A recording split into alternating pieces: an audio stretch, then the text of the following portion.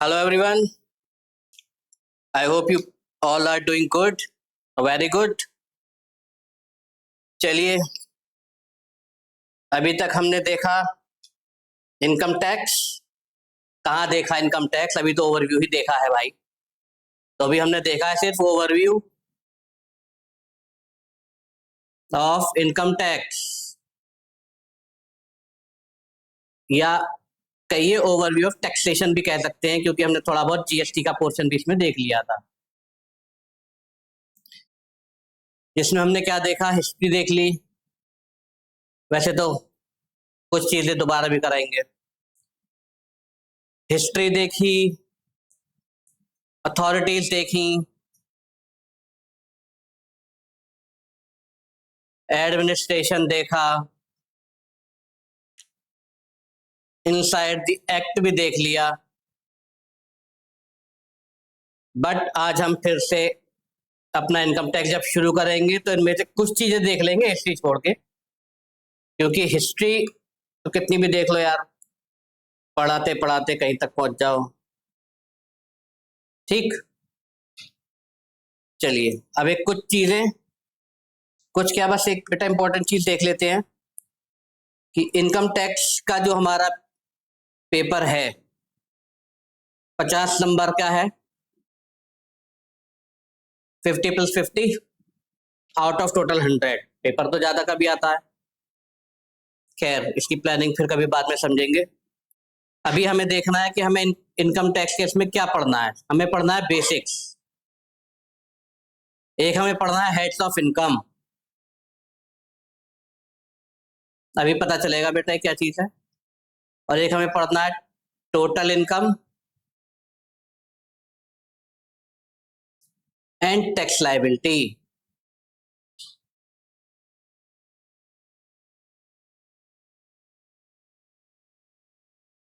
ठीक है, इनके अगर बेटा मार्क्स वेटेज की बात करें,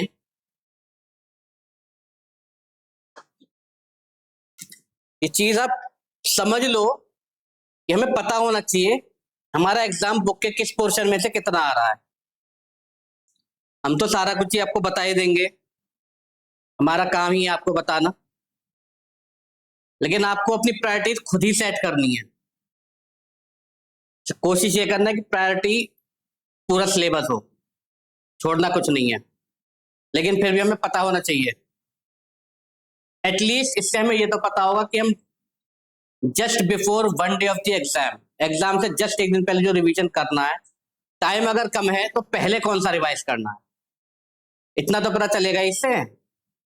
इसकी मार्क्स वेटेज है बेटा 10 मार्क्स, बेसिक्स में से 10 नंबर का आता है। ठीक, 25 नंबर के आते हैं हेड्स ऑफ इनकम,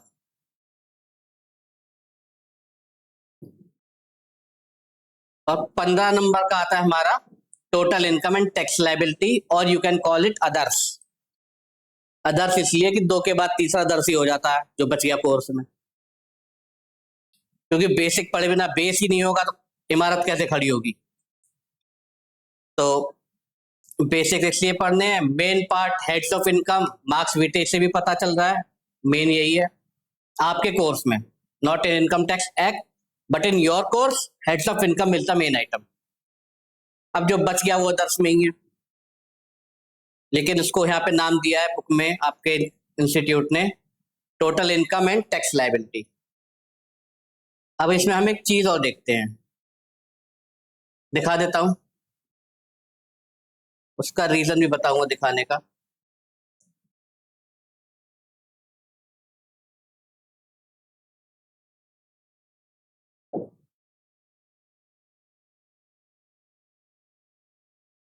ये हमारे लिए सबसे इंपॉर्टेंट है। क्या क्या है इसमें बेटा? इनकम टैक्स में इनकम को 5 जगह बांटता है। इनकम के सोर्सेस कुछ भी हो सकते हैं, लेकिन इनकम टैक्स ने उन सारे सोर्सेस को 5 जगह बांटा। ठीक है, so there can only be 5 types of head under which income can be bifurcated, और as calculated under any head of the income tax act. सबसे पहला है income from salary, income under head salaries. ठीक, salaries इसलिए कहते हैं क्योंकि कई बार एक ही साल में आपने मान लीजिए 3 महीने कहीं जॉब करी, फिर 3 महीने कहीं और जॉब करी, 6 महीने कहीं और जॉब करी, इसलिए वर्ड सैलरीज यूज किया गया है, plural, not relevant, knowledge purpose से जानने में कोई बुराई नहीं है। दूसरा आता है इनकम फ्रॉम या income under head house property.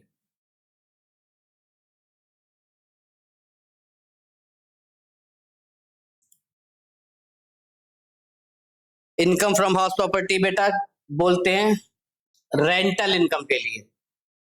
आपने कोई अपनी प्रॉपर्टी किराए पे अगर दे रखी है तो वो आपकी इनकम फ्रॉम हाउस प्रॉपर्टी है। हाउस प्रॉपर्टी होना जरूरी है, प्लांट एंड मशीनरी अगर किराए पे तो हाउस प्रॉपर्टी हेड में तो नहीं आएगा, कहाँ आएगा वो देखेंगे। फिर एक आता है हमारा पीजीपीपी। पीजीपीपी मतलब profit and gains of business and profession. लिख दूं, बुक में लिख रहा है बेटा वैसे, profits and gains of business and profession.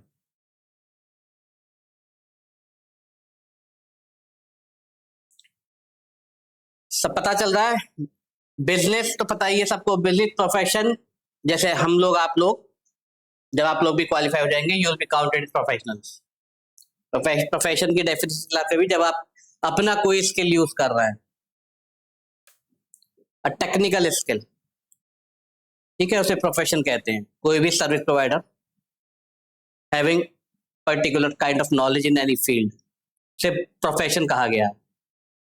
ठीक है, अब एक हमारा आता है बेटा income under head capital gains.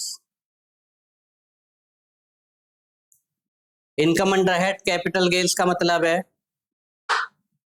कि आप जब कोई सामान जो बिजनेस से संबंधित नहीं है या बिजनेस में डे टू डे ऑपरेशन से संबंधित नहीं है, ऐसी एसेट्स उनको कैपिटल एसेट मान लिया जाता है। कैपिटल एसेट की डेफिनेशन पढ़ेंगे सेक्शन 45 में जब हम कैपिटल गेन्स चैप्टर पढ़ेंगे।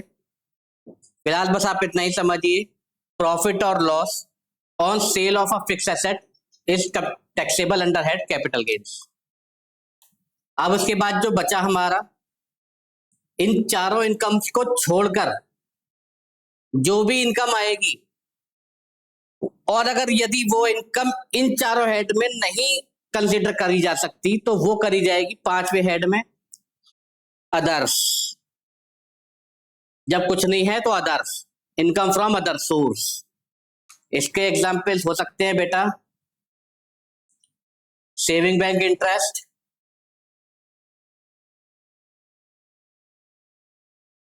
इंटरेस्ट ऑन एफडी या सिक्योरिटीज, डिवेंचर्स वगैरह पे जो आता है, dividend, winning from horse race,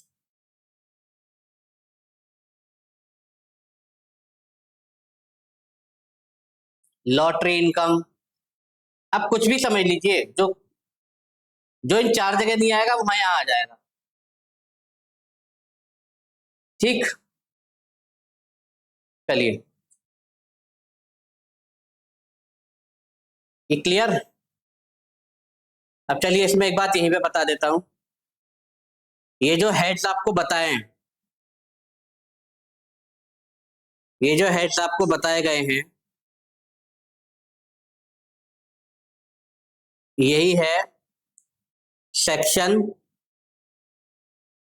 14 of income tax act 1961।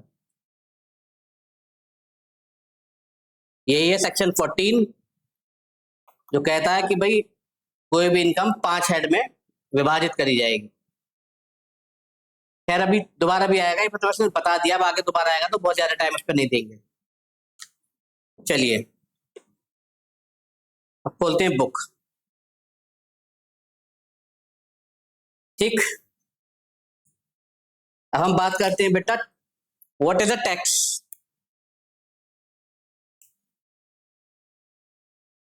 क्या है tax?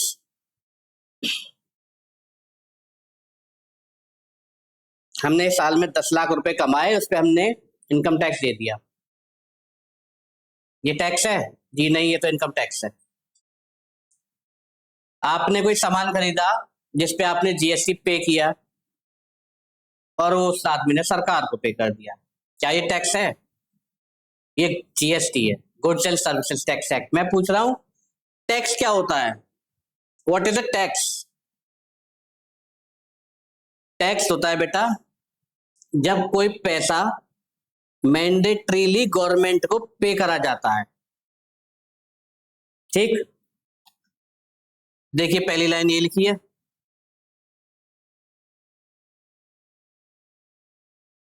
Tax is a compulsory payment of money. ठीक,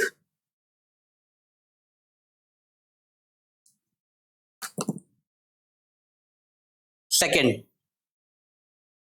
it is a financial charge और the fee imposed by government on income, commodity और एक्टिविटी। अभी बताया ना कि income, income मतलब इनकम टैक्स, इनकम पे लगाया तो इनकम टैक्स, कमोडिटी पे लगाया तो गुड्स टैक्स, एक्टिविटी पे लगाया तो सर्विस टैक्स यानी कि जीएसटी।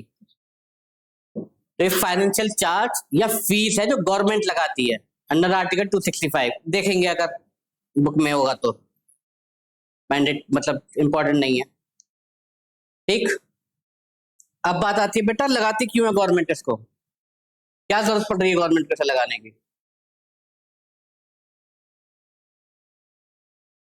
भाई गवर्नमेंट को देश चलाने के लिए भी तो पैसा चाहिए। अब जब गवर्नमेंट को पैसा चाहिए तो गवर्नमेंट पैसा कहाँ से कलेक्ट करेगी? हम ही लोगों से कलेक्ट करेगी। क्यों? क्योंकि हम यहाँ की नेचुरल रिसोर्सेज एक्सप्लॉइट करके अपनी इनकम्स जनरेट करते हैं। ऐसे ही गवर्नमेंट अपनी इनकम जनरेट करके in the form of tax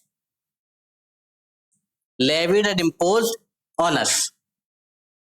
ठीक, गवर्नमेंट इनकम जनरेट करती है टैक्स लगा के हम लोगों के ऊपर, तो कलेक्ट करती है अपनी इनकम करने के लिए जिससे कि उसे देश चला सके। फॉर एग्जाम्पल डिफेंस बहुत है, बिजनेस पर्पज से भी आप समझ लीजिए, अगर आप कोई बिजनेस चला रहे हैं तो पैसा चाहिए, उसमें जितने भी खर्चे हैं, ऐसे ही एक गवर्नमेंट के कंट्री के भी खर्चे हैं। हमारे देश में सुरक्षा के लिए आर्मी है, एयरफोर्स है, उनके लिए खरीदे जाने वाले हथियार भी हैं, आर्म्स एंड एम्यूनिशंस, वो भी चाहिए। तो डिफेंस सेक्टर पे पैसा खर्च करती है हम लोगों से लेके, एजुकेशन पॉलिसी चलाती है, हेल्थ केयर के लिए करती है, और जो भी है सड़कें बनती हैं, रोड्स, डैम्स, ये सब बनते हैं, इंफ्रास्ट्रक्चर फैसिलिटीज कह सकते हैं, ये बनाए जाते हैं।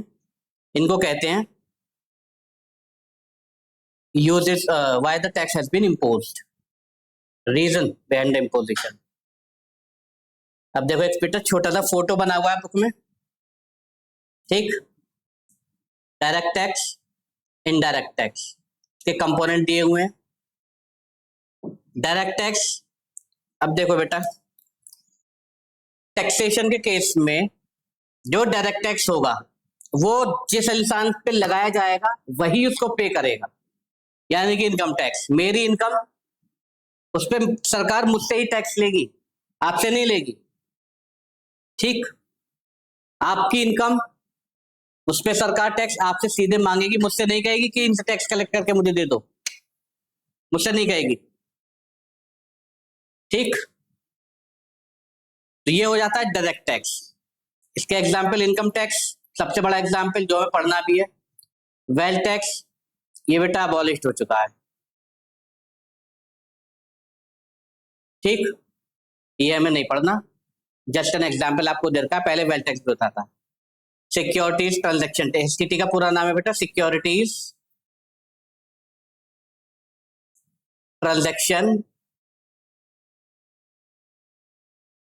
टैक्स। ठीक, कैपिटल गेन चैप्टर में देखेंगे क्या है। जीएसटी। अब देखिए बेटा, इनडायरेक्ट टैक्सेस के केस में क्या होता है, ये imposed, levied and imposed on one person and payment is made by some other person to the government, वो होता है इनडायरेक्ट टैक्स। जैसे GST, in case of GST होता क्या है, गवर्नमेंट ने जीएसटी लगा दिया एक प्रोडक्ट पे, वो प्रोडक्ट मैंने आपसे खरीदा, जिसपे आपने मुझसे 18% टैक्स लगाया और ले लिया, और वो 18% टैक्स आपने सरकार को जमा कर दिया। तो टैक्स लगा किस पे, मुझ पे, और जमा किसने किया, गवर्नमेंट को, आपने। तो ये होता है इनडायरेक्ट टैक्स। इसका एग्जांपल जीएसटी पढ़ना भी है, एक्साइज, जीएसटी आने के बाद केवल पेट्रोलियम और लिकर पे लगता है अभी, बाकी खत्म। ठीक, कस्टम्स, कस्टम ड्यूटी बेटा लगाई जाती है इंपोर्ट पे। जब आप किसी दूसरे कंट्री से अपने कंट्री में कोई सामान ला रहे हैं या ले जा रहे हैं, दोनों केस में लग सकता है। इंपोर्ट ड्यूटी भी हो सकती है, एक्सपोर्ट ड्यूटी भी हो सकती है, बट डिपेंड्स कि आपका प्रोडक्ट क्या है। देखेंगे कस्टम्स में क्या होता है इसमें। ये रहे बेटा आपके डीटी आईडीटी का ओवरव्यू। अब हम कुछ चीजें जल्दी जल्दी करते हैं। डिफरेंसेस देख लेते हैं। टैक्स इज लेविड डायरेक्टली, अभी बताया। Tax is levied on price of goods और सर्विस, तो ये इनडायरेक्ट टैक्स है, अभी बताया ना ऊपर, डायरेक्टली इनडायरेक्टली कलेक्शन। अब देखो, when incidence of tax are on the same person, impact और इंसिडेंस एक ही आदमी पे होगा तो वो डायरेक्ट होगा। ठीक,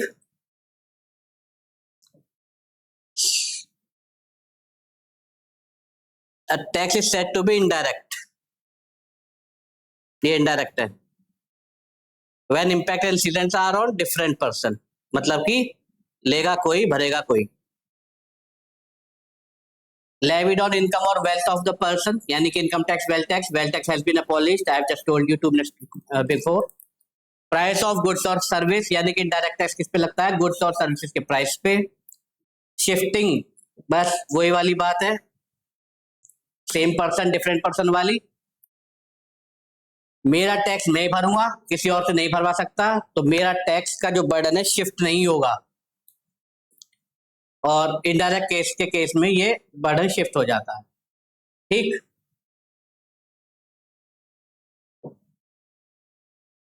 directly born bye tax payer, burden falls on final consumer. Differences हैं, देख सकते हैं। Collected on yearly basis, income tax के लिए बेटा साल में एक रिटर्न जाती है, जबकि in case of goods tax और goods and services tax GST return जाती है हर महीने या क्वार्टरली, एज द केस में भी, डिपेंड्स ऑन द सर्कमस्टेंसेस। तो इनकम टैक्स साल में एक बार कलेक्ट किया जाता है, जबकि ये हर महीने भी कलेक्ट किया जा सकता है। ठीक, एग्जाम्पल्स हैं GST, custom duty, income tax, tax on for income, ये सब हो गए। चलिए बात करते हैं कंपोनेंट की बेटा। ठीक है,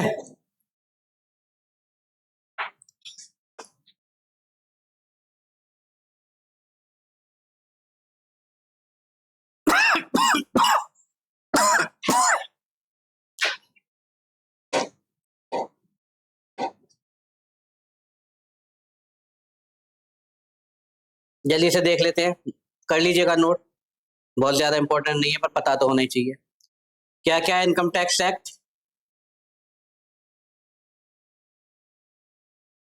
फिर इनकम टैक्स रूल्स।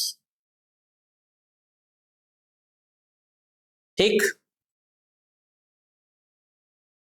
अब इसके बाद annual finance act,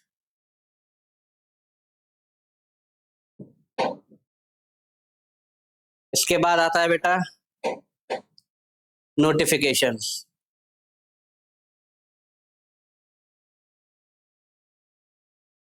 judicial decisions. Components का मतलब होता है सोर्सेज और बेसिस ऑफ लॉ, ये कंपोनेंट्स है सिर्फ इनकम टैक्स के। लास्ट में आता है बेटा सर्कुलर। ठीक, समझते हैं। देखो, income tax act 1961 contains 298 sections and 14 schedules। ठीक, सेक्शंस के संबंधित एक चीज अभी समझेंगे, पहले बाकी चीज समझ लेते हैं। इनकम टैक्स रूल्स 1962, एक साल बाद ये भी लॉन्च कर दिए गए।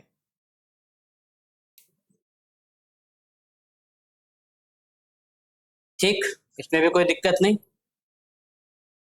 अब बात करते हैं इसकी। देखिए, होता क्या है, रेवेन्यू एक्ट जो होते हैं, यानी कि income tax act, GST act, customs, एक बिजनेसमैन इनको ओवरराइड करने के लिए या इनको अवॉइड करने के लिए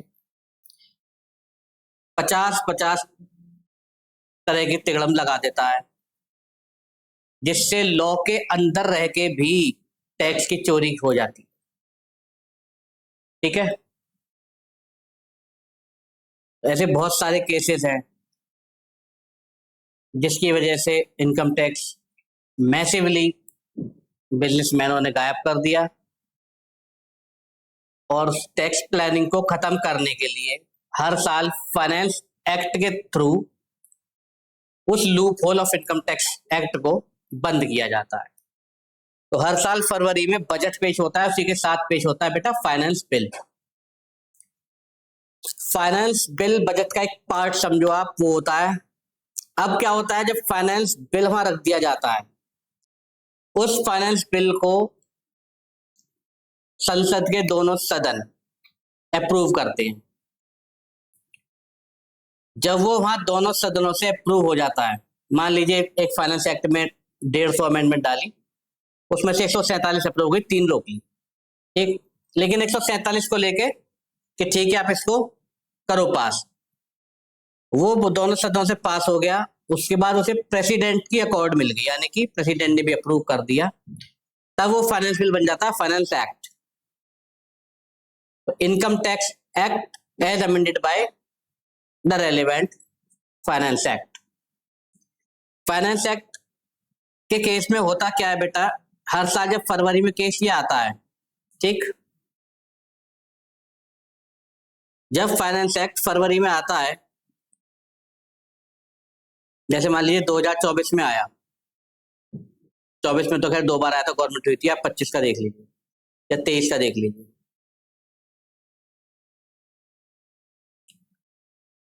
फाइनेंस एक्ट 2023 आया फरवरी 2023 में। जब इसको प्रेसिडेंट के अकॉर्ड मिल गई तो ये बन गया फाइनेंस एक्ट 2023।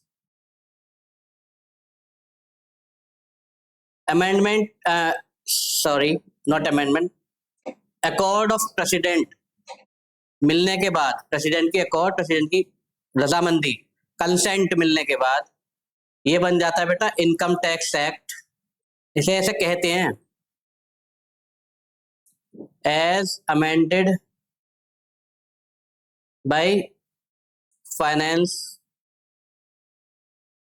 एक्ट 2023, ऐसे कहते हैं, क्योंकि original income tax act till 23 incorporating all the finance act into that, including the amendment made by finance act 2023। ठीक, आपके केस में इसे कहेंगे क्योंकि 2 बार आता है in the year of election, income tax act as amended by finance act 2024 number 2।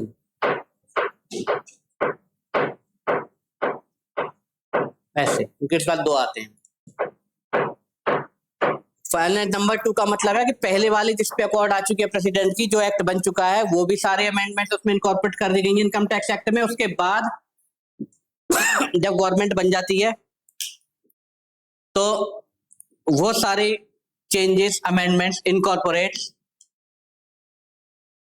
भी फाइनेंस एक्ट में इनकॉर्पोरेट कर दिए गए। चलिए आइए वापस ऊपर। अब आप समझ गए एनुअल फाइनेंस एक्ट की महत्वता। एनुअल फाइनेंस एक्ट की महत्वता सिर्फ इतनी है कि जो भी लॉ में चेंजेस होंगे वो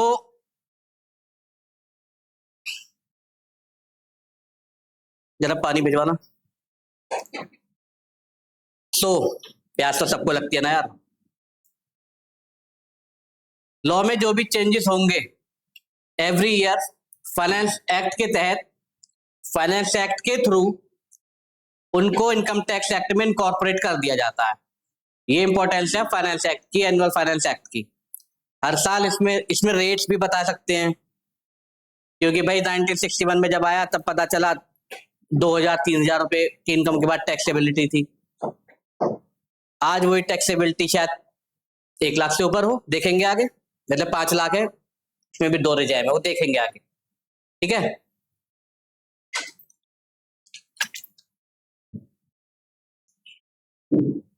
फिर बात करते हैं बेटा नोटिफिकेशंस की।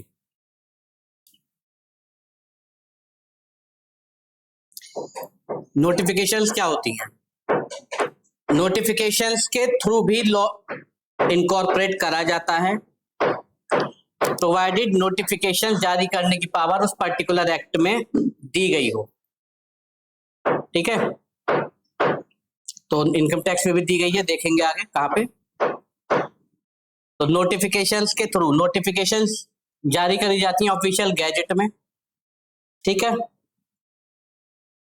जब नोटिफिकेशंस की जो एनफोर्समेंट डेट होगी कि भाई अब हमने इश्यू कर दिया, उस डेट से वो पर्टिकुलर लॉ भी, नोटिफिकेशंस में जो लॉ लिखा गया है वो भी लॉ बन जाता है। जुडिशियल डिसीजंस, ठीक।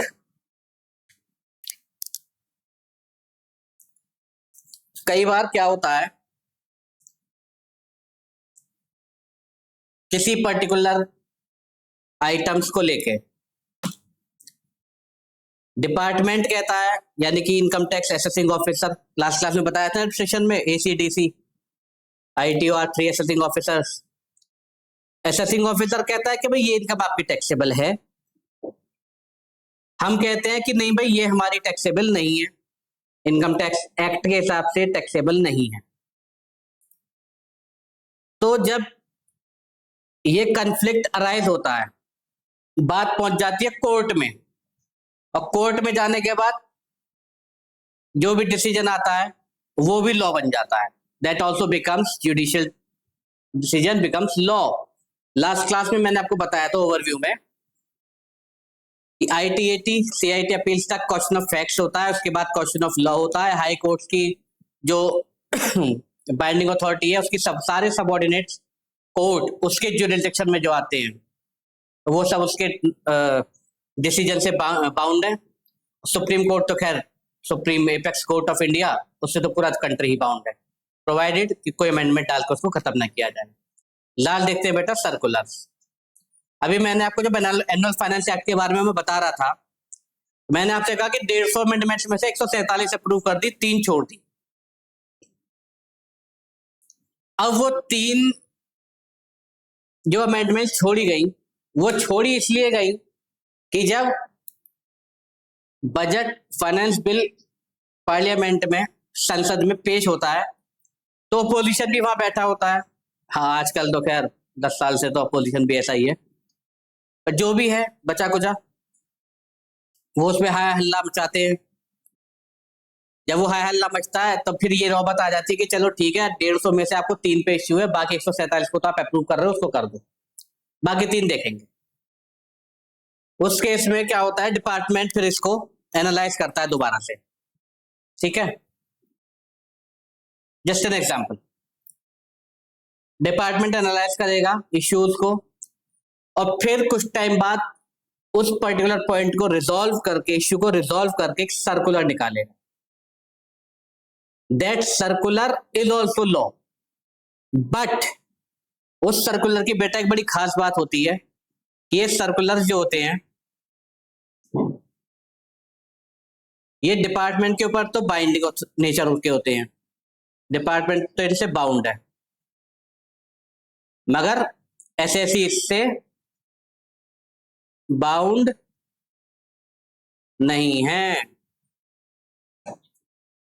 एसएससी के ऊपर ये एनफोर्स नहीं करे जा सकते, ये एसएससी की अपनी चॉइस है, हमारी चॉइस है। अगर डिपार्टमेंट कह रहा है कि इस सर्कुलर की वजह से आपकी इनकम टैक्सेबल हो रही है, तो ये हमारी चॉइस है, हम उसे माने या ना माने। अब हम तो जब भी मानेंगे जब हमारा फायदा होगा।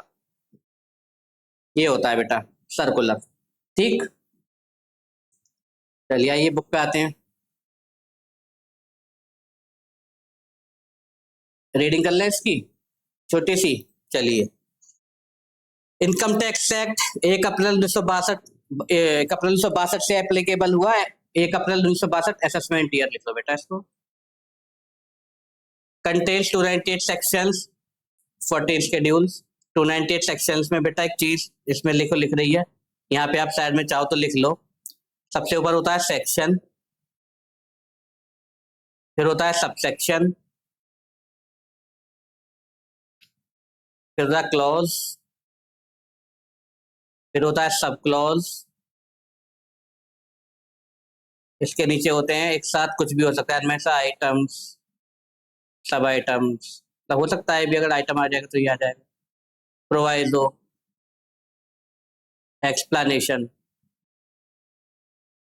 अब आप समझो बेटा, सेक्शन सबसेक्शन आइटम तो इंटरनल पार्ट है। लास्ट में जो 2 वर्ड मैंने यूज किए, प्रोवाइडो और एक्सप्लेनेशन। प्रोवाइडो होती है बेटा कंडीशंस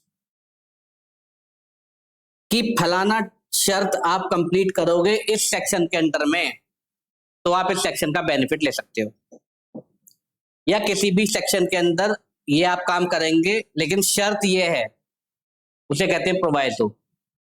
कि लैंग्वेज स्टार्ट होती है provided that, provided further that, इस तरीके से सेक्शन में देखेंगे। अगर कहीं दिखाए देखे चले लास्ट क्लासेस के लास्ट में देखेंगे कोई 1-2 क्लास में बेयर एक्ट किसी सेक्शन का दिखा दूंगा कैसे लिखा होता है। ठीक है, 298 sections 14 schedules may have subsections, clause and subclause. Each part of section is independent of each other. ये सेक्शन के पार्ट में है, and one is not related with each other. Such parts are clause. ठीक है, subsection बेटा continuity में होते हैं, सारे माने जाएंगे, रिलेटेड विद ईच अदर। ठीक, कुछ एग्जाम्पल दे रखे हैं, एग्जाम्पल्स खुद पढ़ने हैं आपको। अभी मैंने बताया ना प्रोवाइडो, इट गिव्स द एक्सेप्शंस और कंडीशंस, इट और एक्सप्लेनेशन ये देता है बेटा क्लैरिफिकेशन। एक्सप्लेनेशन सब जगह एक्सप्लेन से वर्ड आता है एक्सप्लेनेशन, ये सब चीजें दी जाती हैं। अभी आपको बताया मैंने act undergo changes every year with addition deletion brought by annual finance act.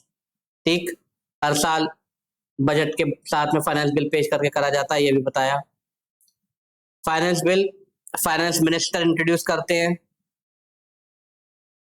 चलो वैसे एक बात बताता हूँ, जवाहरलाल नेहरू और Indira Gandhi are 2 prime ministers जिन्होंने खुद भी बजट पेश किया है। नॉट रेलिवेंट, नॉलेज पर्पज से, नॉलेज क्या बस ऐसी जानकारी सुन लो, इतिहास से भी कई बार इंटरेस्ट जाग जाता है, हो सकता है वैसे इंटरेस्ट ना आ रहा हो। तो introduce by finance minister during parliament budget session. ठीक है, एवरी ईयर बताया क्या क्या होता है बजट में, फिस्कल पॉलिसी, टैक्स प्रपोजल, देते लोग के, ये हमारे से कोई इनकम टैक्स से संबंधित केवल नीचे वाली बात है। जब देखो बोथ हाउस पास करते हैं और प्रेसिडेंट की असेंट मिल जाती है, तब वो लॉ बन जाता है, यानी कि एक्ट बन जाता है। इसको इनकॉर्पोरेट कर देते हैं इनकम टैक्स में, बताया था एज अमेंडेड बाय वो use to amend tax laws annually, वो तो जरूरी है बेटा, हमारे देश में लोग बहुत चंट हैं। First schedule contains rate of tax divided into 4 parts. पहले शेड्यूल में इनकम टैक्स के रेट बताए, देख लेंगे आगे, ठीक है।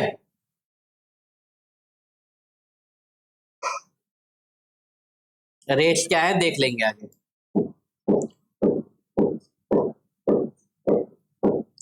रूल्स बताए, इनकम टैक्स रूल्स बताए।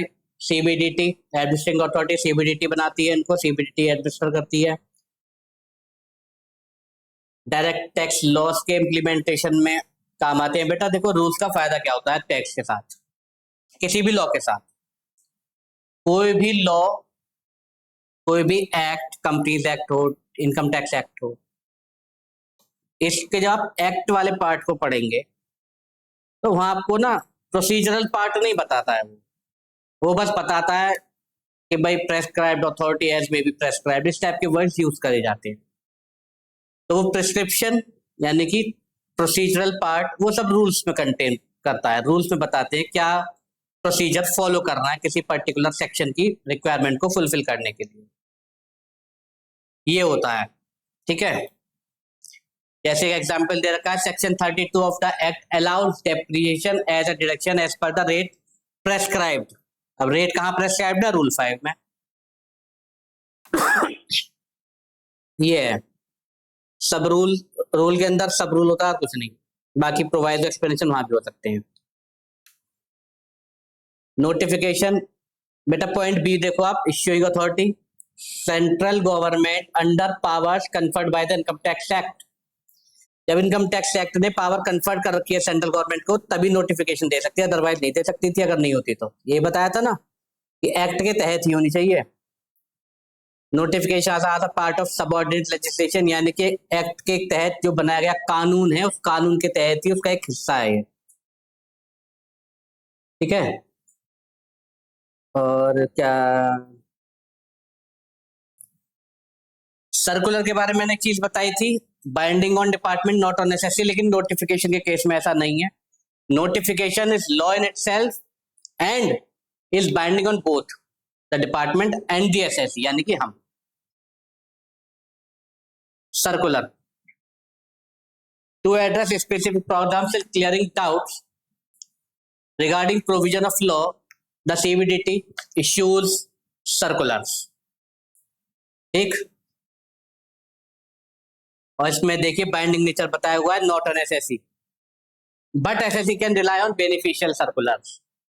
मतलब अगर कोई ऐसी क्लेरिफिकेशन आ गई जो कि मान लीजिए सैलरी है, जस्ट हाइपोथेटिकल एग्जांपल है, डिपार्टमेंट ने सर्कुलर निकाल दिया कि सैलरी अब से टैक्सेबल नहीं है कितनी भी हो। हमारे लिए तो बेनिफिशियल है, अगर हमारी सैलरी इनकम है तो हम तो उसको फॉलो कर सकते हैं, हम उससे बाउंड नहीं है, हम चाहे तो टैक्स दे सकते हैं। लेकिन अगर डिपार्टमेंट ने बोल दिया सर्कुलर के थ्रू कि भाई सैलरी आज से टैक्सेबल नहीं है कितनी भी है, तो हम उसे फॉलो कर सकते हैं। डिपार्टमेंट हमसे जबरदस्ती टैक्स नहीं ले सकता, लेकिन अगर हम नहीं दे रहे सर्कुलर के ऊपर भरोसा करके, उसको रिलाय करके, उसको बेस बना के, तो हमें इनकम टैक्स डिपार्टमेंट और हिज ऑफिसर्स कंपेल नहीं कर सकते कि आप जबरदस्ती टैक्स दो। हम उस सर्कुलर की वजह से टैक्स अपना बचा सकते हैं। केस लॉस, बेटा जब रिजॉल्व डिस्प्यूट, जब डिस्प्यूट होता है between the assessee and the department और जरूरत पड़ती है हमें कोर्ट तक जाने की, या लॉ उसके बारे में क्लियर नहीं है, तो हम जाना पड़ता है कि भाई अब हम जज साहब से जाके पूछे क्या है, तब हम जाते हैं। अब इसके बाद इसमें देख रहा है supreme court decision binding on all high courts, appellate tribunal, CIT appeals, everybody, ठीक। High court decisions binding on jurisdiction only, यानी कि हाई कोर्ट के अंडर में जो आईटीटीज आती हैं या सीआईटी अपील्स या अथॉरिटीज आती हैं केवल उनके ऊपर बाइंडिंग है।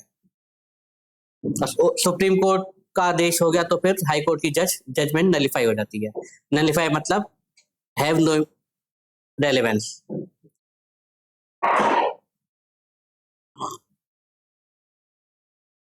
चलो बेटा अब एक चीज समझते हैं, बेसिक चल रहा है, हल्के में मत लेना, क्योंकि यहां से चीजें क्लियर हो गई तो आगे तक का लॉ क्लियर हो जाएगा। अगर यहाँ पे आप थोड़ा सा लीनियरली कर गए कि बेसिक्स में तो 10 नंबर का ही आता है, लेकिन ये 10 नंबर के बेस पे आपके बाकी 35 पे टिके हुए हैं 40। 40। अब बात करते हैं फाइनेंशियल ईयर की। तो बेटा financial year is very clear, since class 11 when we take admission in commerce section. और अगर साइंस वाले हैं आप लोग जो उसके बाद यहाँ करने आए, तो मैं आपको बता दूं फाइनेंशियल ईयर बताया हुआ है 1 अप्रैल से 31 मार्च तक। ठीक है, अब एक बात समझना, section 4 of the income tax act कहता है किसी भी इंसान की इनकम जिस साल की है उसके ऊपर उसी साल के लिए प्रेस्क्राइब्ड रेट्स के तहत इनकम टैक्स कलेक्ट करेगी गवर्नमेंट। ठीक है, तो अगर 24-25 फाइनेंशियल ईयर के लिए जो रेट प्रेस्क्राइब्ड हैं वो फाइनेंस एक्ट 2024 नंबर 2 में बताए हुए हैं, तो हम वही वाले यूज करेंगे साल में जब भी इनकम टैक्स लगाएंगे, चाहे अब लगाएं चाहे 5 साल बाद हम कहें कि भाई हमारी उस वक्त कोई इनकम छूट गई थी, असेसिंग ऑफिसर ने हमें नोटिस भेज दिया, तो असेसिंग ऑफिसर 2024 के ही रेट लगाएगा, ना कि 29 के या 20 के।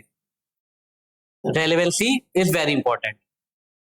ठीक, फाइनेंशियल ईयर बताया बेटा। प्रीवियस ईयर कहते हैं कि वो फाइनेंशियल ईयर जिस साल में हमने इनकम कमाई।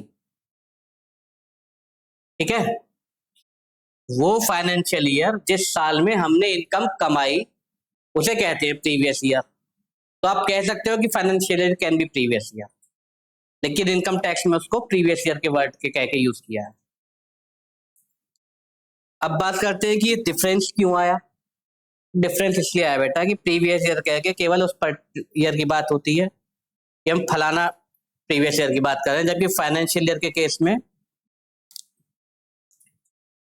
वो फाइनेंशियल ईयर कंप्लीट कंसिडर कराया जाता है। ठीक है, अभी बताऊंगा, रुको अभी आएगा। दूसरा, प्रीवियस ईयर क्या होता है? फाइनेंशियल ईयर हो गया एक, तो जिस साल में इनकम कमाई। दूसरा होता है previous year means the year immediately preceding the assessment year, written under section 3। ऐसे लिखा है।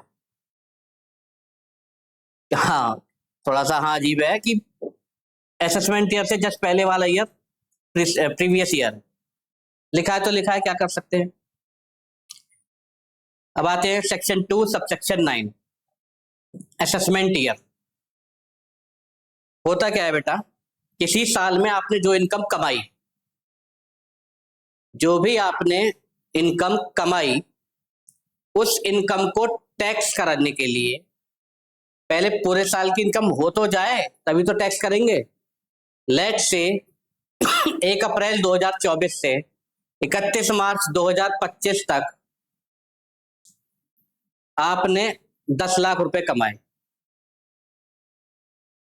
कमा लिया आपने। अब सरकार ने कहा कि भाई अब हमें टैक्स दे दो।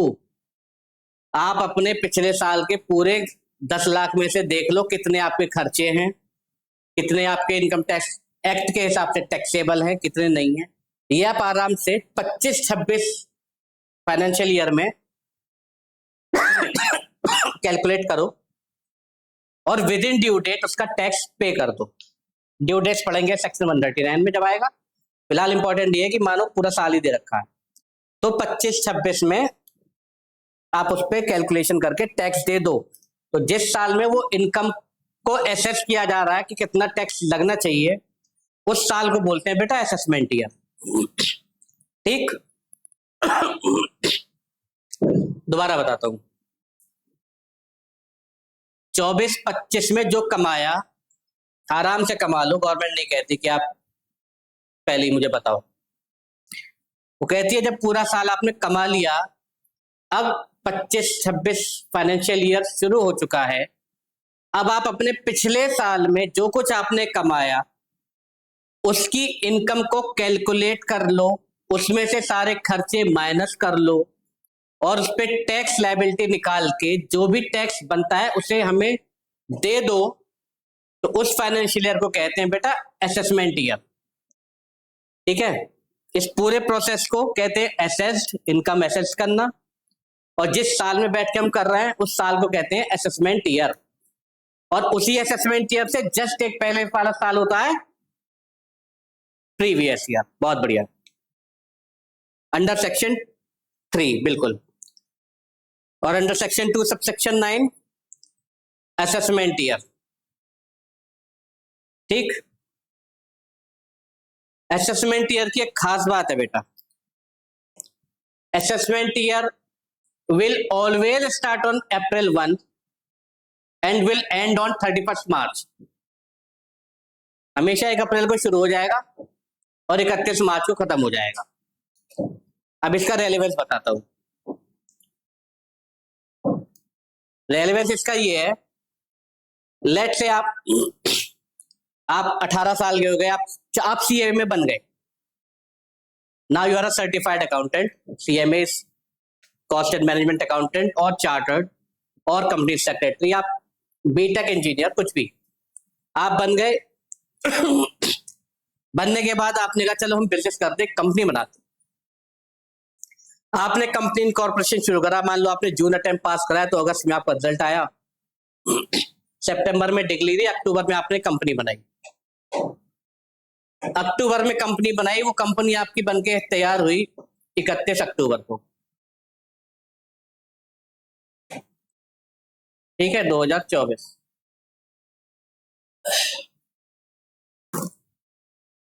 ठीक, अब आपकी कंपनी 31 अक्टूबर 2024 को बनके तैयार हुई और साल 31 मार्च को खत्म हो गया, तो आपका वो particular previous year 24-25 first previous year of newly incorporated और सेटेड अप न्यू बिजनेस कितना हुआ आपका? 31 अक्टूबर से 31 मार्च। तो दैट इज द डिफरेंस कि आपका जो पहला प्रीवियस ईयर होगा इन case of a newly business, वो उस डेट पे शुरू होगा जब आपका बिजनेस सेटअप हुआ है, खत्म होगा 31 मार्च को ही। मगर assessment year will start on next day from the end of previous year, that is April 1। पूरा साल मिलेगा कैलकुलेट करने के लिए, चाहे आपका प्रीवियस ईयर 15 दिन का हो, असेसमेंट ईयर पूरे अप्रैल 31 मार्च तक रहेगा, 1 अप्रैल से 31 मार्च तक रहेगा। देखिए बुक में, first previous year beginning from the date of setting up of the business or from the date of new source coming to existence up to 31 March.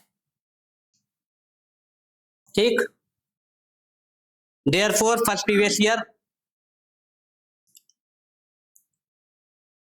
of a business can be of 12 months or less। ये लिखा है, पहला previous year newly business का या profession का 12 महीने से कम का हो सकता है, लेकिन कभी 12 महीने से ज्यादा का नहीं जाएगा। इनकम टैक्स एक्ट में, कंपनी एक्ट की बात नहीं कर रहा हूं।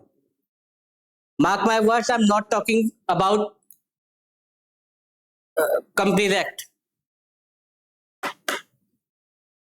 कंपनीज एक्ट पे देखेंगे, आप वहां देखिएगा।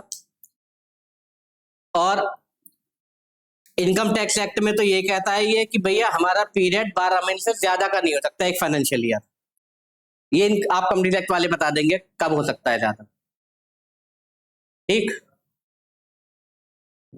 चलिए अब एक और चीज देखते हैं बेटा, एक कहानी देखते हैं। ठीक है, सुनाता हूं आपको एक कहानी।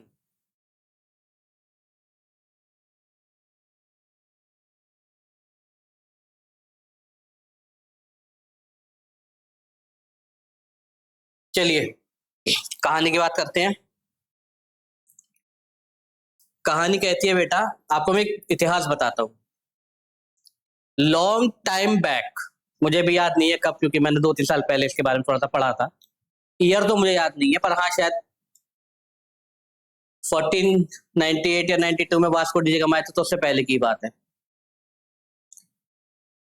होता क्या था, India is famous since that time also. किसके लिए? हमारे मसालों के लिए। अब होता क्या था बेटा, मिडिल ईस्ट के कंट्रीज यानी कि अरब कंट्रीज जो होते हैं, उस वक्त तेल की खोज तो हुई नहीं थी, तो ये मिडिल ईस्ट के countries they were poor countries at that time. ये इंडिया में हम लोगों से मसाले खरीदते थे और उनको ले जाके यूरोपियन कंट्रीज में बहुत महंगे दामों पे बेचा करते थे। तो यूरोपियन कंट्रीज को जो मिल रहा था, मसाले जो मिल रहे थे हमारे यहाँ से बहुत महंगे मिलते थे। अब एक शख्स उभर के आए, वास्को डी गामा, सुना होगा नाम आपने।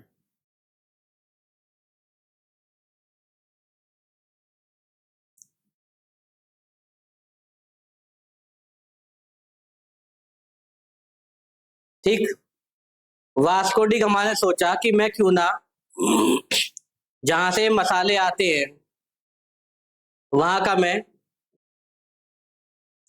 सी रूट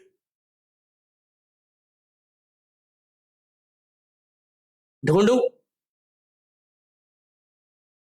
ठीक है, अब वास्को डी गामा फिरंगी आदमी, दूसरे देश का, not a citizen of India, ठीक, नॉन रेजिडेंट कह सकते हैं इसे।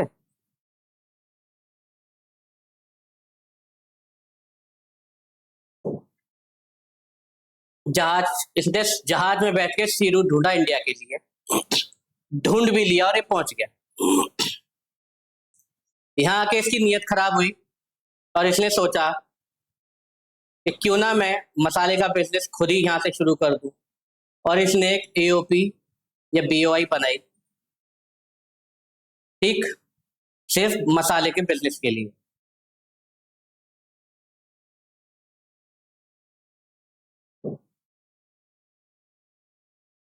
ठीक,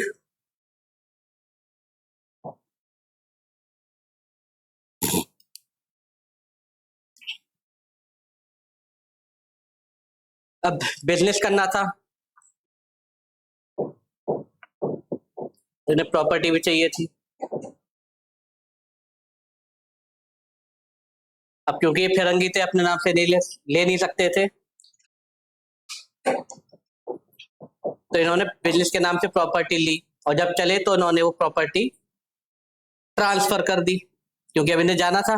खूब पैसा कमाया इन्होंने, मसालों से एक्सपोर्ट कर करके खूब पैसा कमाया, और जब वहां से चले तो जो बिजनेस की प्रॉपर्टी थी वो इन्होंने ट्रांसफर कर दी। ये प्रॉपर्टी तो कर इन्होंने ट्रांसफर, धंधा किया इन्होंने यहाँ से बंद, यानी कि मसाले का बिजनेस, क्योंकि और लोग भी आ गए थे। जब वास्को डी गामा आया तो पीछे पीछे स्पेनिश, फ्रेंच और पीपल फ्रॉम डिफरेंट कंट्रीज वो भी आ गए, तो इन्होंने अपना बिजनेस जो है डिसकंटिन्यू कर दिया।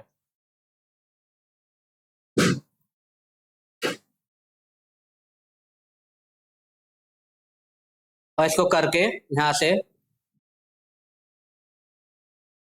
परमानेंटली चले गए। क्या करते फिर यहाँ मसाले के लिए इतने लोग आ गए थे इतने कंट्रीज से, फिर उसने कहा क्या फायदा, थोड़े से फायदे के लिए परमानेंटली लेफ्ट इंडिया। कहानी याद रहेगी।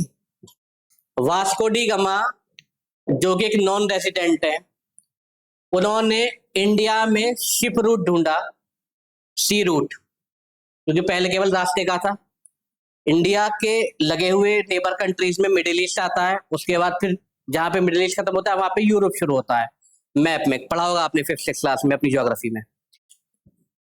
तो लैंड रूट जो था उसके हिसाब से तो भाई अरब को मसाले बेचे जाते थे, और अरब कंट्रीज के लोग यानी कि अरेबिक पीपल उनको वेस्टर्न कंट्रीज को, यूरोपियन कंट्रीज को बहुत महंगे दामों पे बेचते थे। इसलिए वास्को डी गामा जी ने नॉन रेज होते हुए भी वो अपना शिप में चढ़े, सी रूट ढूंढा, तकड़ तकड़ तकड़ तकड़ सी रूट से इंडिया पहुंच गए।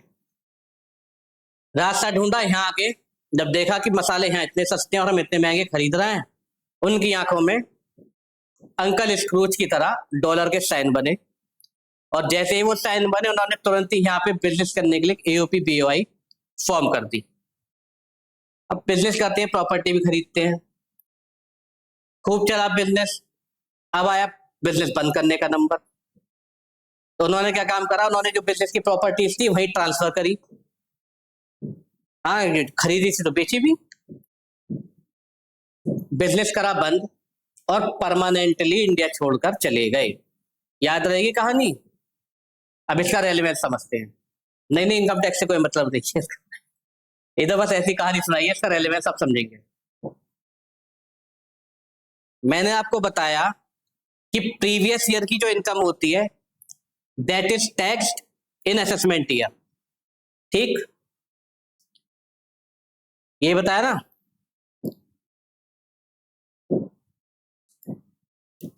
But there are certain cases when income of previous is assessed in the same year। ठीक, केस क्या है? पहला केस, जब वास्को डी गामा जो शिपिंग नॉन रेजिडेंट है और शिप में बैठ के इंडिया है, तो शिपिंग बिजनेस ऑफ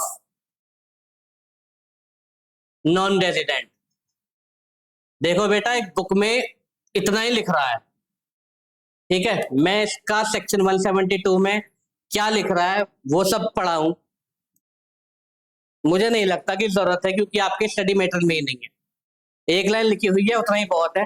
फिर भी मैं आपको इसका नाम बता देता हूं, इसे कहते हैं टनेज टैक्सेशन। बहुत वास्ट है, बहुत कुछ है पढ़ने के लिए 172 में भी, तो इसलिए मैं कुछ नहीं छेड़ रहा इसमें। ठीक, अब वास्को डी गामा जब इंडिया आए, उनकी आंखों में डॉलर के साइन बने और इन्होंने एओपी बीओआई या एजेपी फॉर्म करी। ठीक, form for a particular event और पर्पस, सेक्शन 174A। कोई एओपी बीओआई या आर्टिफिशियल ज्यूरिडिकल पर्सन किसी पर्टिकुलर इवेंट या बिजनेस या पर्पस के लिए फॉर्म करी जाती है, तो उसको भी उसी साल में टैक्स कर दिया जाता है। ठीक, ये हुआ केस 2। थर्ड केस, बिजनेस कर लिया, AOP BOI Vasco D gamma ये फॉर्म कर ली। अब उन्होंने कहा चलो भैया करो बिजनेस बंद और चलो यहां से, तो डिसकंटिन्यूड बिजनेस 0.5 सेक्शन 176। सेक्शन के नंबर मैंने इसलिए लिख दिए हैं बेटा बुक में आपकी, क्योंकि आपकी बुक में स्टडी मटेरियल में लिखे हुए हैं, अदरवाइज में ये भी नहीं लिखता। अभी पूछ लें, वैसे सेक्शन पूछने का तो कोई चांस है नहीं इंटर लेवल पे, पर फिर भी मेंशन कर दिए मैंने, मैं नहीं छोड़ सकता। पूछेगा तो नहीं, I am sure, 200% sure, 200% sure नहीं पूछेगा, लेकिन मैंने लिख दिए, फिर भी मैं चांस नहीं ले सकता। कल को कहोगे अरे सर ने तो क्या करवा दिया। वैसे पढ़ के नहीं जाओगे तुम इसको, मैं ये भी बता रहा हूँ, और मुझे तो ये भी बताना है आपको। खैर, धंधा बंद वास्को डी गामा जी का। अब जब धंधा बंद हुआ तो जो प्रॉपर्टी थी बिजनेस की वो ट्रांसफर कर दी। तो अगर कोई प्रॉपर्टी पर ट्रांसफर करी जाती है with an intention to avoid tax, then same can also be tax in the same year. उसी साल में टैक्स कर दी जाएगी, वो भी जिस साल में प्रॉपर्टी ट्रांसफर की जा रही है। 4 हो गए।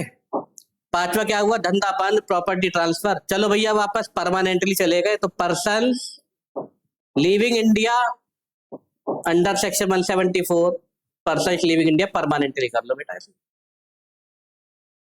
ठीक, ये हुई बात in case when the income of previous year assessed in same financial year। ठीक है बेटा, चलो छोटा सा ही टॉपिक था, वैसे तो बहुत वास्ट है अगर अलग से लेके चलेंगे, बट फॉर टाइम बीइंग इतना पढ़ लिया यही बहुत है। ऊपर ऊपर से नाम पढ़ लो, एक तरह से सेक्शन के नाम समझ लो, बस ये याद कर लो। अब हम देखते हैं डेफिनेशन ऑफ इंडिया। अब इंडिया की डेफिनेशन की बेटा एक मिनट समझने से पहले एक बात समझो। Section 2 in most of the acts contains definitions. तो इनकम टैक्स एक्ट में भी सेक्शन 2 में डेफिनेशन ही है। डेफिनेशन जो होती हैं लॉ में सेक्शन 2 के अंडर में, वो बेटा अल्फाबेटिकल ऑर्डर में होती है। आपको सेक्शन नंबर याद करने की जरूरत नहीं है, बस मैं बता रहा हूं। कभी आप ये सोचो कि पहले 225 ए पढ़ा रहा है, बाद में 27 पढ़ाना है, 29 पढ़ा दिया, 225 ए आ गया, बीच के कहाँ गए, वो सबके लिए परेशान मत होना। जहां पे जिसकी जरूरत होगी पढ़ाता रहूंगा। Definition of India. Definition of India includes the following, ठीक। Territory of India, that is okay, जो इंडिया का मैप है, ऐसे करके है ना, कुछ ड्राइंग बेटा चित्रकारी मास्टर साहब की बहुत खराब है। मास्टर साहब पे तो बेटा लाइन भी सीधी ना खींची कभी, फिर भी कोशिश करता हूँ, इंडिया का कुछ ऐसे करके आता है वो, ठीक है। तो ये जो सब अंडर में पार्ट आता है इसको कहते हैं territorial, territory of India, that is territory, no doubt, as per article 1 of the constitution, okay. Article 1 constitution हमें वो नहीं करना है, आप समझो टेरिटरी कंट्रोल करता, टेरिटरी ऑफ इंडिया है वो इंडिया है, और इंडिया किसे कहेंगे, टेरिटोरियल वाटर्स ऑफ इंडिया, ठीक। यहां पे कोने कोने में आप मानो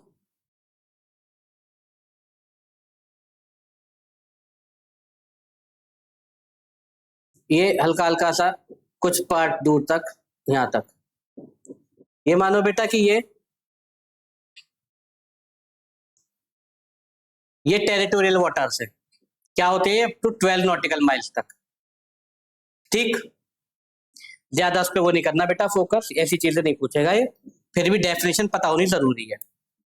फिर कहता है कॉन्टिनेंटल, अभी इसको नहीं पढ़ा है अभी मैंने, इसको पढ़ेंगे, ऐसे समझ में नहीं आएगा, एक बताऊंगा तरीका क्या है ये।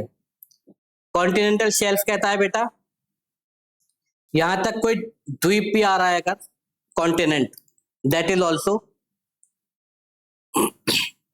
इंडिया। एक्सक्लूसिव इकोनॉमिक जोन कहता है बेटा ये अप टू 200 नॉटिकल माइल्स तक,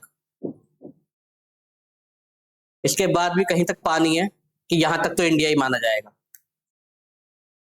ठीक। Any other specified maritime zone, अभी देखते हैं, अब इसको और इसको देखते हैं, ठीक। अब देखो बेटा क्या हुआ, 96-7 में बिना नाम के ऐसे ही बताऊंगा, सीधे सीधे फटाफट सुन लेना। 1996-7 में कंपनी आई जिसने यहाँ पे इंडिया में अपनी मोबाइल सर्विसेज की, टावर्स की सर्विसेज प्रोवाइड करी, और उसने ये कह के यहाँ पे टैक्स नहीं दिया कि भाई हमारा जो सैटेलाइट है, हमारा जो प्रोसेस है, that is in the air, that is in the space, तो हमारी इनकम है टैक्सेबल नहीं है। केसेस चलते रहे, बात सुप्रीम कोर्ट तक पहुंची, उस वक्त जो असेसिंग ऑफिसर इस केस को कर रहे थे, उन्होंने 250-300 पेज की बहुत बढ़िया एक ड्राफ्टिंग बना के कोर्ट में प्रेजेंट करी, और ये प्रूव करा कि tax income is taxable in India while there satellite is in the space, ठीक। तो उसके बाद फिर ये डेफिनेशन बेटा अमेंड करके इसमें ये 2-3 लाइनें जोड़ी गई, जिसमें कहा कि जितना इंडिया पार्ट बताया गया है, ठीक, टेरिटोरियल वाटर्स ऑफ इंडिया के साथ में, उस टेरिटोरियल वाटर के नीचे जहां तक मिट्टी नहीं आ जाती या उसके भी नीचे तक, वहां भी इंडिया है, और ऊपर स्पेस में, एयर स्पेस में जहां तक भी जा सकते हैं, दैट इज ऑल्सो इंडिया। तो ये नहीं है कि इंडिया बस अपने उसमें ही है एनवायरमेंट में, यानी कि अंडर ओजोन लेयर, नो, उसके ऊपर भी जहां तक कहीं कुछ भी है वो भी इंडिया है। तो इसलिए ये लाइंस ऐड करी गई, शायद 2007 या 2008 के आसपास ऐड करी गई थी फाइनेंस एक्ट के थ्रू, ऑफ कोर्स, कि including seabed and subsoil underlying such waters, पहले वाली बात। दूसरी वाली बात, air space about territory and territorial waters of India, यानी टेरिटरी और टेरिटोरियल वाटर्स के ऊपर तक जितना भी स्पेस में एरिया है, दैट इज ऑल्सो इंडिया, ठीक। Specified maritime as specified in their respective act, next line लिखी हुई है बेटा, ठीक। जरा सी बात है, समझने लायक कुछ बहुत ज्यादा नहीं था, केस आपको इसलिए बता दिया मैंने कि शायद इस स्टोरी से आपको याद हो जाए।